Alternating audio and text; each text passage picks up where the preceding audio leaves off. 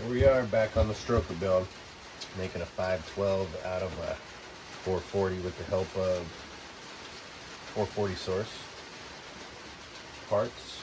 I got the whole kit from them, and it is going together nicely.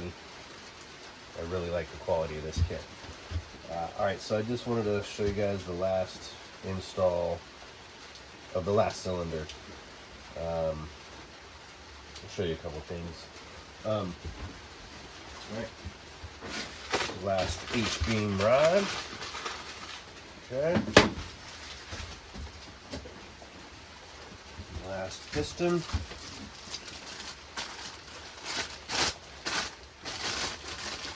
Right. Turn the block. That's set up.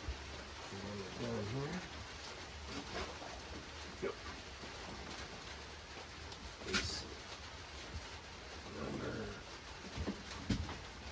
8 cylinder, number 8. Face it up. Level. Give it a little lube. Woo. What else do we have? Ran out of that. Let's use a little bit of our 2050 high zinc. A little heavy, but gotta lube these guys up. You don't want to leave too much lube in the cylinder because you'll glaze the rings in the cylinder before you even get a chance to break it in. So we're not going to overdo it with the oil. I'm going to lube up the ring compressor. Help it slide in there nice. Give it some little bit of lube on initial fire up, right?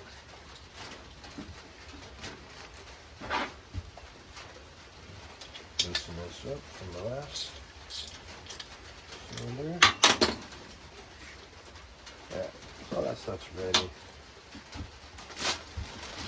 Now these rods, they come with these, with the caps torqued on. And so you can't just hold it and hit it with the 3/8 ratchet. That has proven to be a little tough.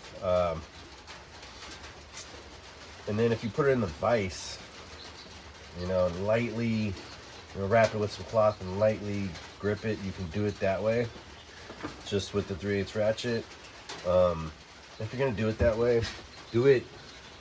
Put it in the vise like this, and then let's see, because you don't want to twist it, right? So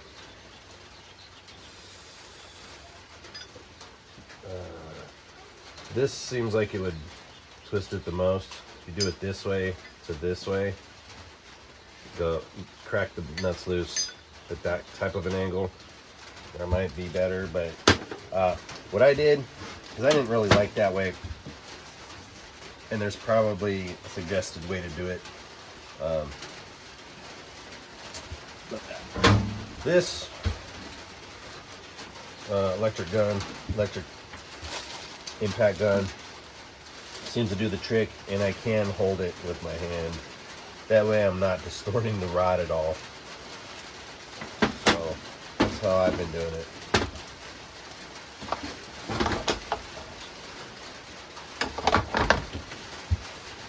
These are 7/16. What do we got? 12-point socket action for these ARP rod cap bolts.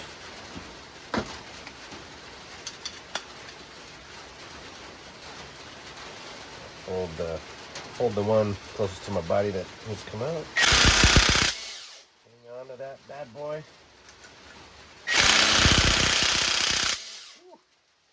And did not distort the rod that way.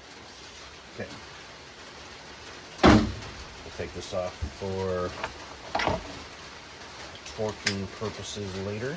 You should probably use an impact or something, but this seems to be working fine. Also, an adapter probably not the right way to do it for getting 100% accuracy. Also, you should probably use a better torque wrench than I have, but I'm using what I have and it seems to feel okay to me. Alright, after all, this is fast and loose, right? Okay, so we're going to take our ARP rod bolts out of here.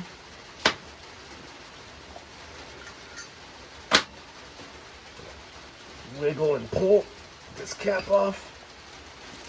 Or later, when you put the bearings in here, don't put any lube obviously in here. Just make sure they're clean.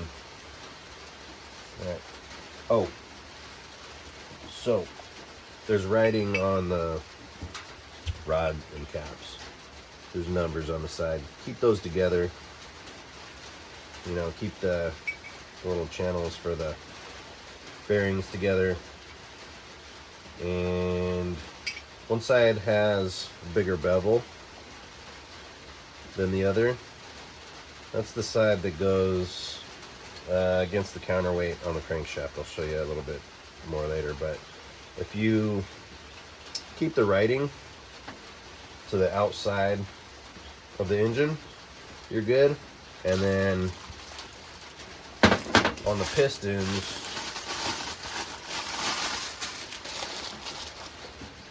you have left and a right designation here. R for right,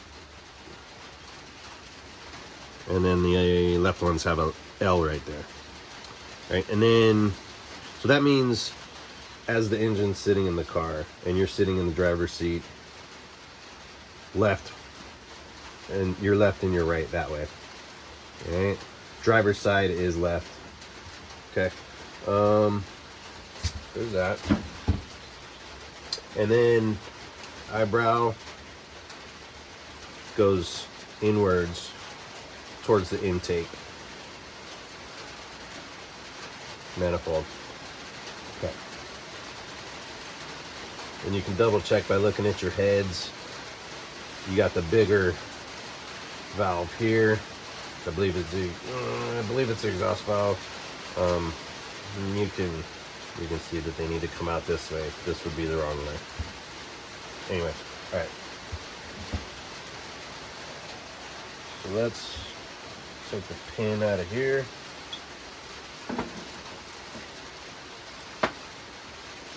Now we have everything apart as far as the cap off the rod, pin out of the piston, and then we're going to do this before we put the rings on.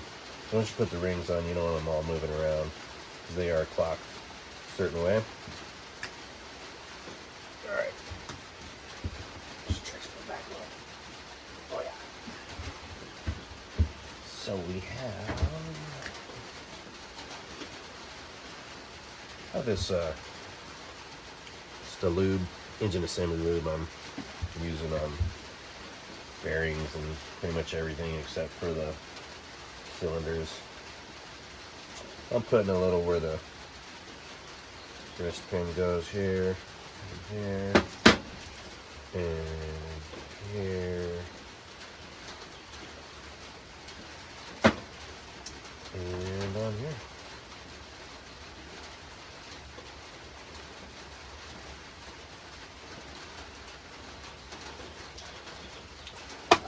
Sorry about all the background noise. It's raining today. Luckily I'm in my shed. It's mostly dry. Kept the engine block and the metal sensitive parts away from the leaks in the roof. But we're getting it done. Alright.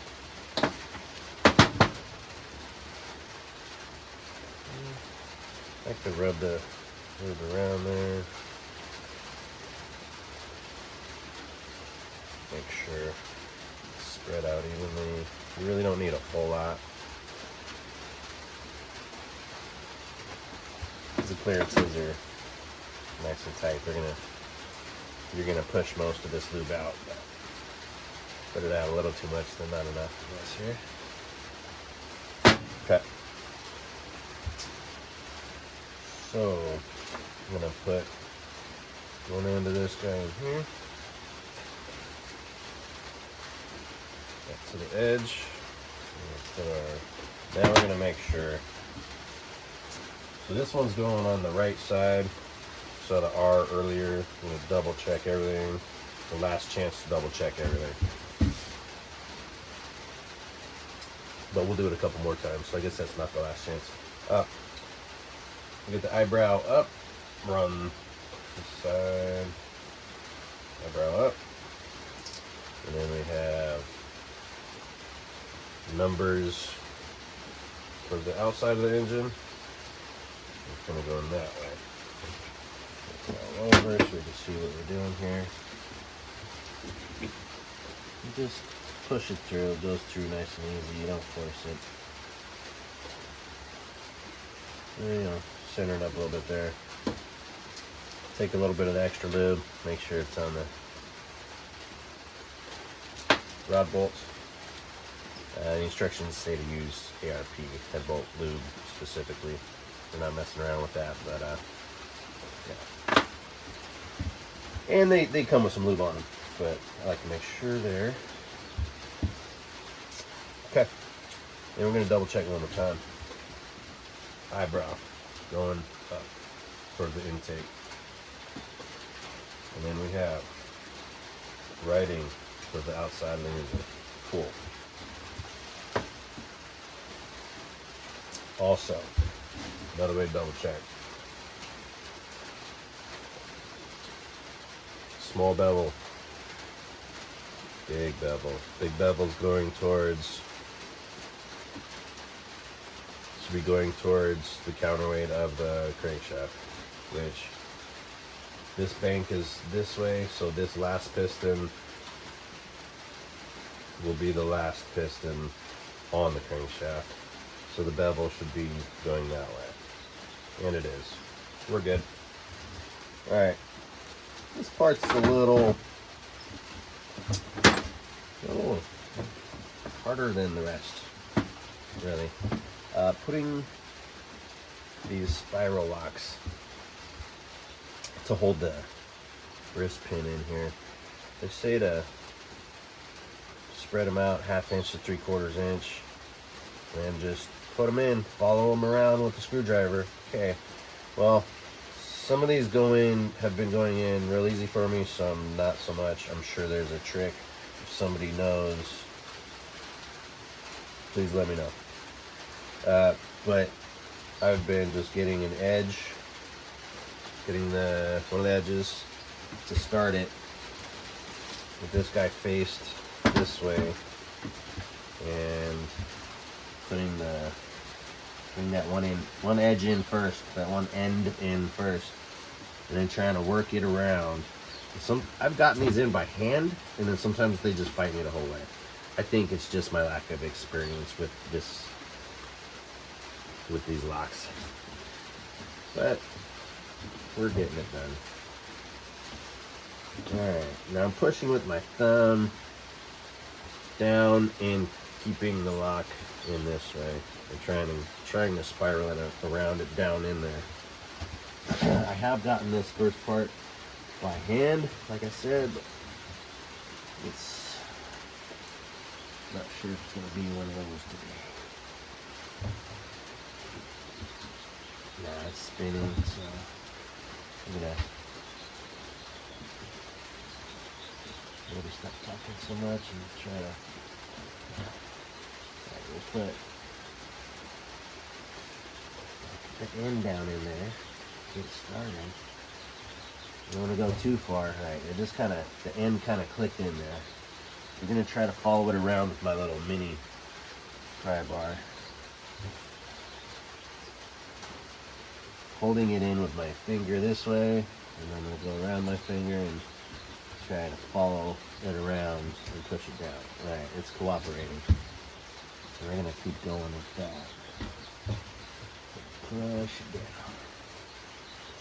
Get my finger out, the knot's in the way. it's going in, going around.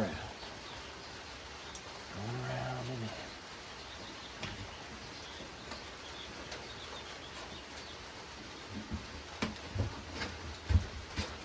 Pushing down in the groove. Get in your groove. Okay, that one was easy. Man, I heard it click in. So you want to make sure I push against it, make sure it's in there. You can kind of eyeball it, see if anything is uneven or poking out, because apparently these will walk up out of here if you don't have them completely in. All mine looks even around the edges and in there. I'm going to be careful not to poke where the pin rides. And you push it all against that side and put your last one.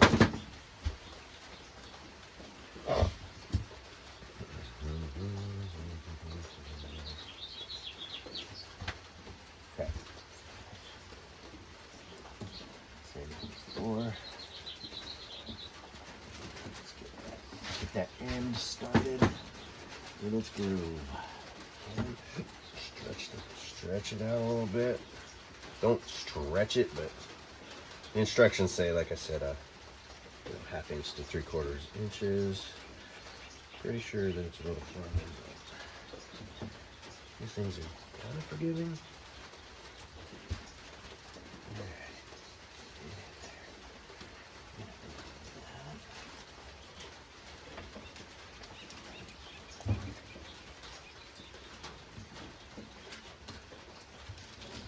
I'm sure I look like a monkey getting friendly with the football right now, but this is my 16th time trying this, and I get it done. Nope. Yeah.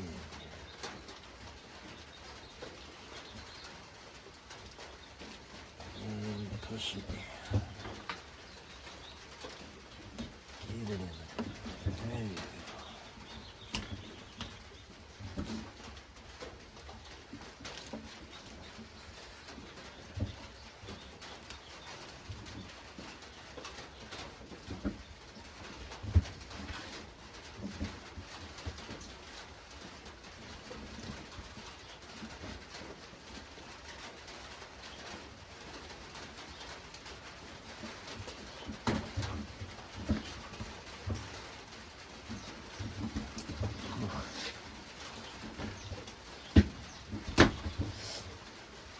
Okay.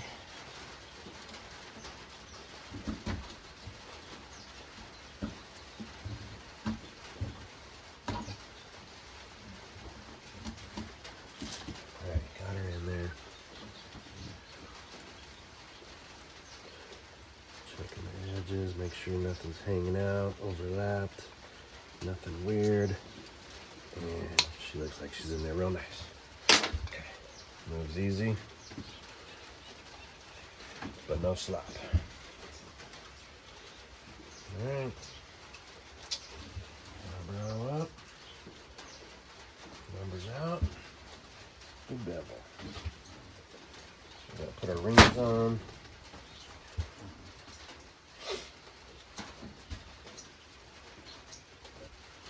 I'm gonna put my oil rings first.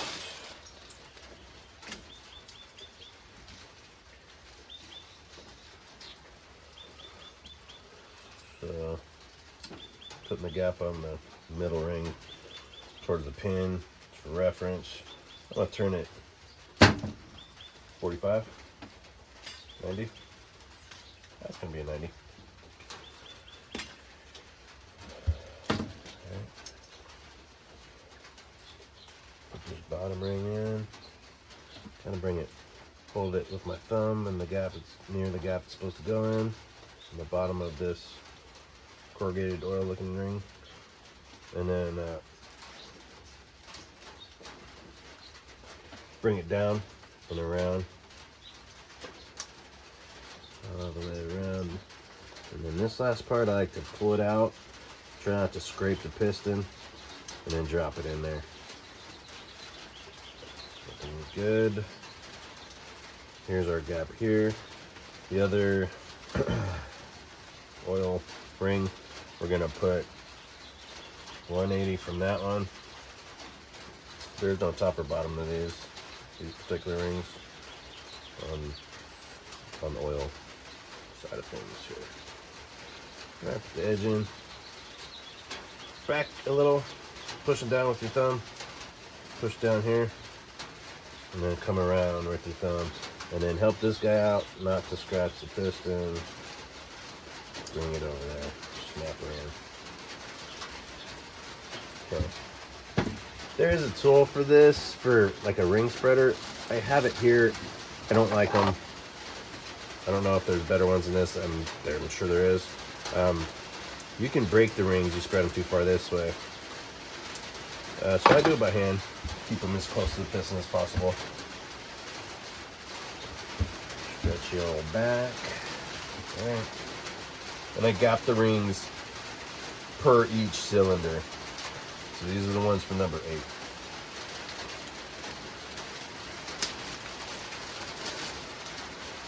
8. Alright.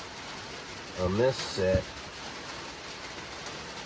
the one with the dot is the second ring.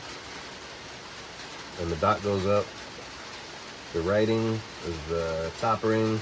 Writing goes up. We're gonna go 180 from the last ring we did. The last gap, the gap's here. We're gonna 180 over this way. Dot up. Ring in the second groove. Keeping it there. Little down. Pushing this way. Okay. Kind of a push with my thumb, keep it in the groove. Pushing down, down and out like this. Keep this guy over here. Get it in the groove here, and then you can bring it around here. Same thing with the oil rings. Gonna help this guy out. Don't let him scratch the cylinder. Help it there. Pop right in there. Okay. Yeah. There's a gap there. 180 to this guy. And the next one is also 180. Alright, top ring going in.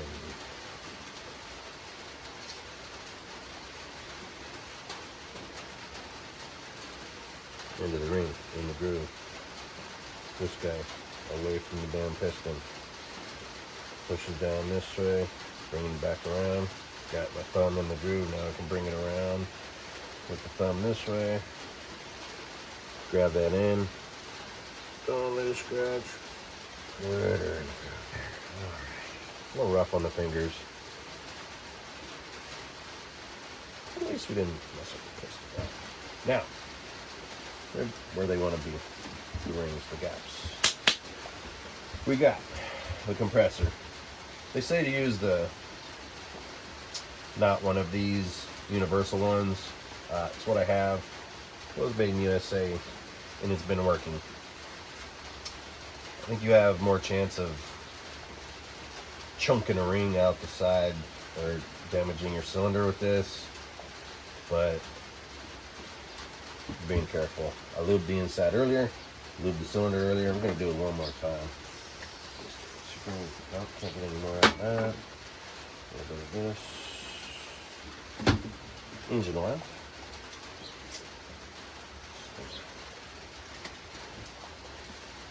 Make sure we have some on the side, but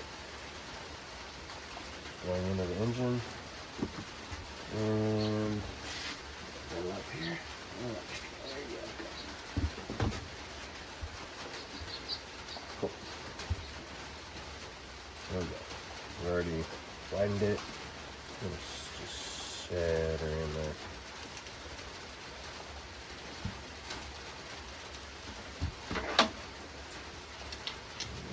Press the rings. You'll leave a little bit of the skirt sticking out. Helps reference center when you're putting it in the cylinder. A little bit of skirt. Yeah, a little skirt.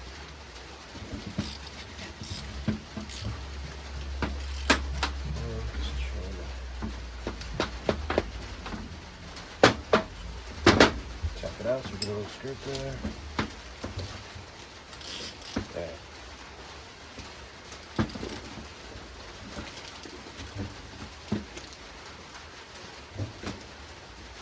Leaning on this guy a little bit. Really making sure that's as compressed as it can be.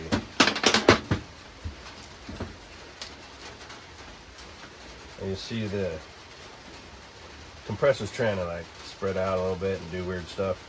We're going to tap it down once we get it where it's supposed to go. Here.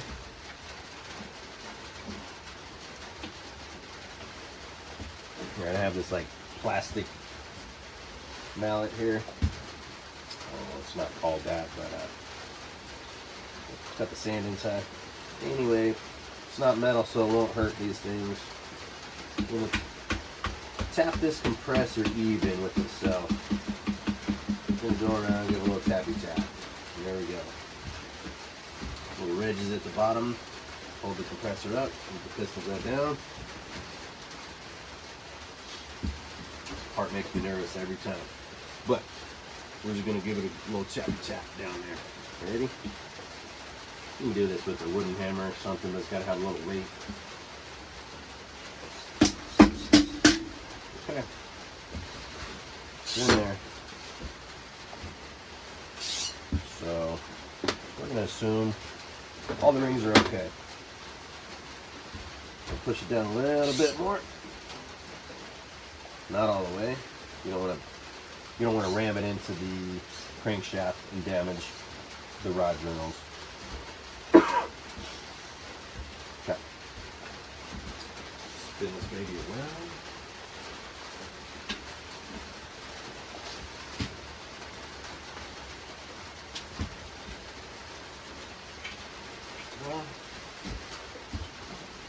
So we need some bearings. This kit came with some nice performance. You don't want to really drop them. Nice performance Mel Clevite racing bearings for stroker engines. Sure. All right. Here's our bearings. I'm gonna put a little lube on them.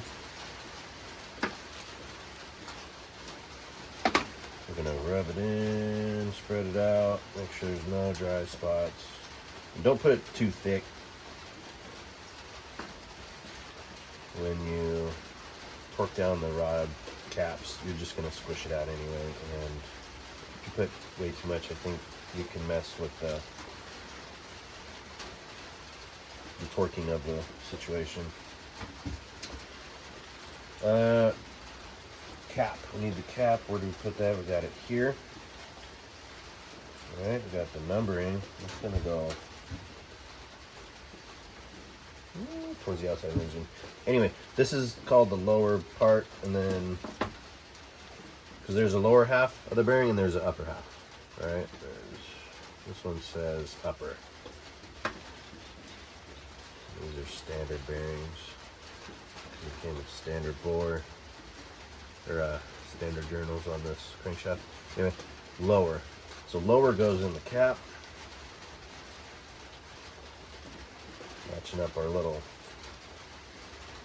notches. Alright, this is, we're going to double check everything. Upper. Swing this rod over. Make sure we don't snag on the journal of the crankshaft with it. We're going to set that guy in there. Make sure it's as even as possible and in its little notch. There. Get in your notch. Get in there.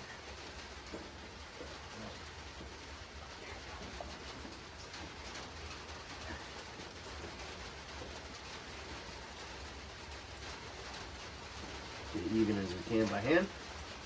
And then kind of I'm supporting the rod with my left hand, pushing down on the cylinder with my right, making sure that the cylinder and rod is clocked correctly so it doesn't run into anything the wrong way. It should just evenly go on together. Crankshaft journal. Alright, here we go.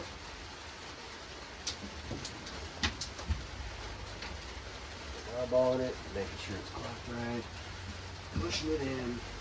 Now it is on there. Give it a little tappy tap, try to get as close as possible. You don't want to bring the cap and bearings and rods together with the bolts. You want them to be tapped into place already.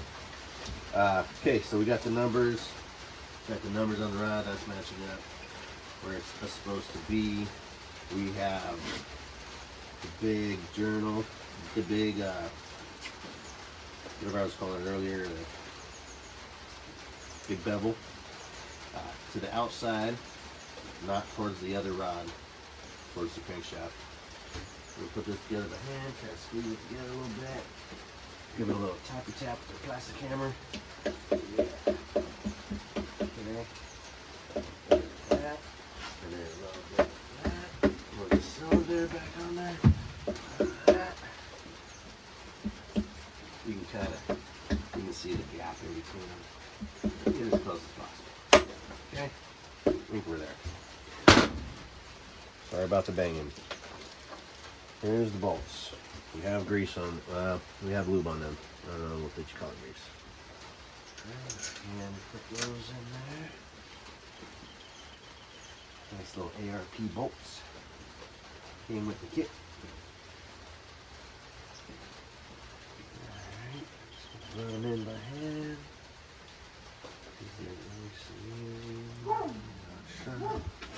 Quality stuff.